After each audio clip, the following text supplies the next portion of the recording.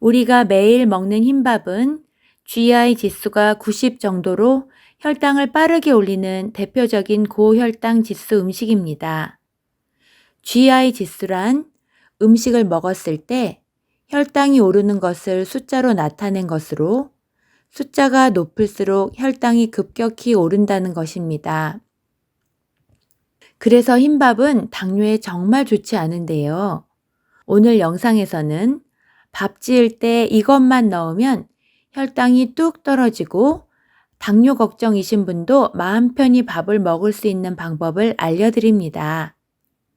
혈당을 조절하면 저절로 체중 관리가 되는 것도 아시죠? 영상 끝까지 보시면 GI 지수가 높은 흰밥의 여러 가지 변신을 보실 수가 있습니다. 구독과 좋아요 눌러주시면 저도 더 좋은 건강 정보 찾아서 알려드리겠습니다. 밥을 하거나 드실 때 넣으면 혈당을 쭉 내려주고 당뇨를 예방해주는 방법 첫 번째, 식초입니다. 밥에 식초를 넣으면 음식이 위에서 소장으로 넘어가는 속도를 늦춰 탄수화물 흡수도 천천히 됩니다. 식초의 주성분이 탄수화물 소화를 늦추고 식후 혈당이 천천히 오르도록 도와줍니다. 여러 연구에서 식초를 탄수화물과 함께 먹으면 혈당 상승폭이 20에서 30% 감소했다고 보고하고 있습니다. 그리고 밥에 식초를 넣으면 저항성 전분이 더 많이 생겨 장내 유익균의 먹이가 되어 장 건강에도 도움이 됩니다. 저항성 전분이란 일반 전분과 다르게 소장에서 소화되지 않고 대장까지 내려가는 전분으로 결국 소장에서 흡수되지 않고 대장까지 내려가서 장내 유익균의 먹이가 되며 혈당을 급하게 올리지 않는 역할을 합니다. 식초 밥을 만드는 방법을 알려드릴게요. 백미 한 컵을 깨끗이 씻고 30분 정도 불립니다. 평상시처럼 물을 맞춘 뒤 식초 한 작은술을 넣어 잘 섞어줍니다. 전기밥솥이나 압력솥 등 평소 하시는 방법으로 밥을 합니다.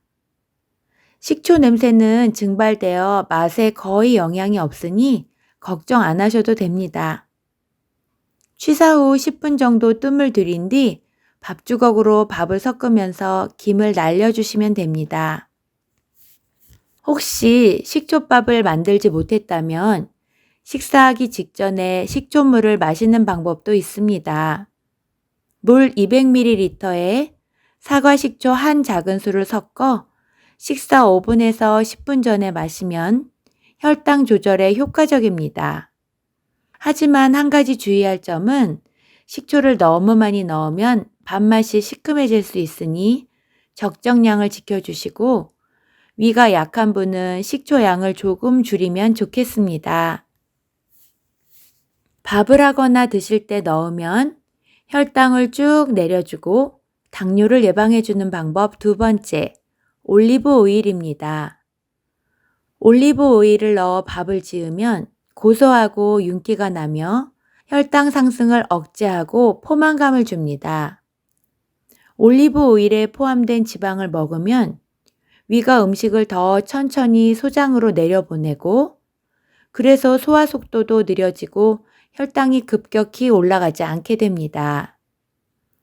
연구에 따르면 지방과 함께 섭취한 탄수화물은 혈당 지수인 GI 지수가 낮아지는 경향이 있습니다. 그리고 지방은 소화가 느려서 포만감이 크고 배고픔을 덜 느낄 수 있습니다. 결국 과식을 방지하게 돼서 다이어트나 체중 관리에 도움을 줍니다. 그리고 올리브 오일에는 불포화 지방산이 풍부해서 나쁜 콜레스테롤은 낮추고 좋은 콜레스테롤은 높여주어 혈압을 조절해주고 혈관 염증 완화에도 도움이 돼서 결국 심혈관 건강에 도움이 됩니다. 올리브 오일 밥 하는 법을 알려드릴게요. 쌀 2컵당 올리브 오일은 한 작은술에서 2 작은술을 준비합니다.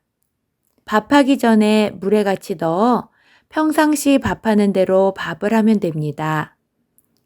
너무 많이 넣으면 밥이 기름지고 느끼해질 수 있고 올리브 오일 한 큰술의 칼로리는 120칼로리로 높기 때문에 많이 넣으면 안 됩니다. 그리고 올리브 오일에는 엑스트라 버진 올리브 오일과 라이트 올리브 오일 이렇게 두 종류가 있는데 엑스트라 버진 올리브 오일은 향이 강하고 항산화 성분이 많아 밥 짓기에 적당하고 라이트 올리브 오일은 향이 약해서 올리브 오일밥을 처음 드시는 분에게 적합합니다. 올리브 오일을 다 된 밥에 섞어서 먹는 방법도 있는데요. 이 방법은 영양과 풍미에서 훨씬 더 좋지만 올리브 오일 향에 민감한 사람은 거부감이 들 수도 있습니다. 밥을 하거나 드실 때 넣으면 혈당을 쭉 내려주고 당뇨를 예방해주는 방법 세 번째, 녹차입니다. 녹차밥은 만들기도 쉽고 향긋하고 건강에도 좋은 밥입니다. 녹차의 쌉쌀한 맛과 향이 밥에 은은하게 배어서 느끼하지 않고 담백하게 먹을 수 있습니다. 녹차에는 카테킨이라는 성분이 들어있는데 이 성분은 밥에 있는 당이 빨리 흡수되는 걸 막아줍니다. 그래서 녹차밥을 먹으면 일반 흰밥보다 혈당이 천천히 올라가서 당뇨가 있거나 혈당이 걱정되는 분들에게 특히 좋습니다. 그리고 녹차에는 폴리페놀 같은 강력한 항산화 물질이 많은데 이 성분들은 세포를 손상시키는 활성산소를 줄여줘서 노화를 방지합니다. 또 녹차로 밥을 지으면 녹차 특유의 은은하고 깔끔한 향이 밥에 배어 있어서 입맛이 없을 때도 부담 없이 먹을 수 있고 김이나 생선, 나물 반찬과도 정말 잘 어울립니다. 그리고 기름진 음식을 먹을 때 먹으면 녹차가 기름기의 느끼함을 잡아줘서 속이 편안해집니다. 녹차밥 만드는 방법을 알려드릴게요. 녹차밥을 만들려면 먼저 녹차물을 만들어야 합니다. 종이컵 2컵 정도로 밥을 할 때 녹차 티백 12개나 녹차잎 작은 거 12개 정도를 준비합니다. 끓는 물 2컵을 준비하고 녹차 티백이나 녹차잎을 넣고 3에서 5분 정도 우려냅니다. 우린 후에는 티백과 녹차잎은 건져내고 녹차물만 사용해야 합니다. 30분 정도 불린 쌀에 우려낸 녹차물을 붓고 물 양은 평소대로 맞춘 뒤 전기밥솥이나 압력솥에 밥을 합니다. 녹차물을 우려낼 때는 가루 녹차보다는 잎차나 티백을 쓰는 것이 좋습니다. 그리고 녹차는 너무 오래 우리면 떫은 맛과 쓴맛이 날 수 있으니 오븐을 넘기지 않는 것이 좋겠습니다. 현미나 잡곡밥으로 녹차밥을 해도 아주 잘 어울립니다. 식초밥, 올리브 오일밥, 녹차밥과 어울리는 혈당을 천천히 올리고 포만감을 오래 유지시켜주는 반찬도 소개해드리겠습니다. 첫째, 시금치 나물입니다. 시금치에는 식이섬유가 풍부해서 당이 천천히 흡수됩니다. 또 시금치에 마그네슘이 많아 인슐린 작용을 도와주며 철분과 엽산도 풍부해 빈혈 예방에 좋고 섬유질 또한 많아서 변비 예방에도 아주 좋습니다. 둘째, 두부조림입니다. 두부조림은 단백질이 풍부하면서 혈당을 안정적으로 유지해주는 훌륭한 반찬입니다. 두부는 탄수화물이 적고 단백질이 많아 혈당 급상승을 막아주고 또 두부에는 식물성 단백질이 풍부해서 근육을 유지해주고 식욕 억제에도 좋습니다.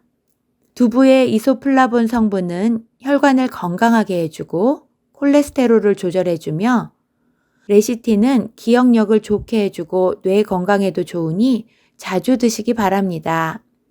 셋째, 버섯볶음입니다. 버섯볶음은 칼로리가 낮고 혈당에 거의 영향을 주지 않아 당뇨 식단에 아주 좋은 반찬입니다. 버섯은 탄수화물이 거의 없어서 혈당을 거의 올리지 않습니다. 버섯에는 비타민 B군이 풍부해 뇌 기능 발달에 도움을 주고 버섯 속 식이섬유가 혈관에 쌓여 있는 나쁜 지방을 줄여서 심장 건강을 좋게 해줍니다. 그리고 버섯에 있는 불용성 식이섬유는 물을 많이 흡수해서 대변의 부피를 늘리고 부드럽게 해주고 결국 장을 잘 움직이게 도와주어 변비 예방에도 좋습니다. 넷째, 오이 무침입니다. 오이는 수분과 식이섬유가 많아 소화도 잘 되고 배변 활동도 원활하게 해줍니다. 그리고 당분이 적어 혈당도 천천히 올려서 당뇨에 아주 좋습니다. 다섯째, 무생채입니다. 무생채는 아주 건강한 반찬입니다. 비타민 C가 많아서 감기 예방에 도움이 되고 식이섬유가 풍부해서 배변 활동을 잘 되게 해주며 요리할 때 식초가 들어가기 때문에 혈당이 급격히 오르는 걸 막아줍니다. 단, 설탕은 넣지 않거나 아주 소량만 넣으셔야 합니다.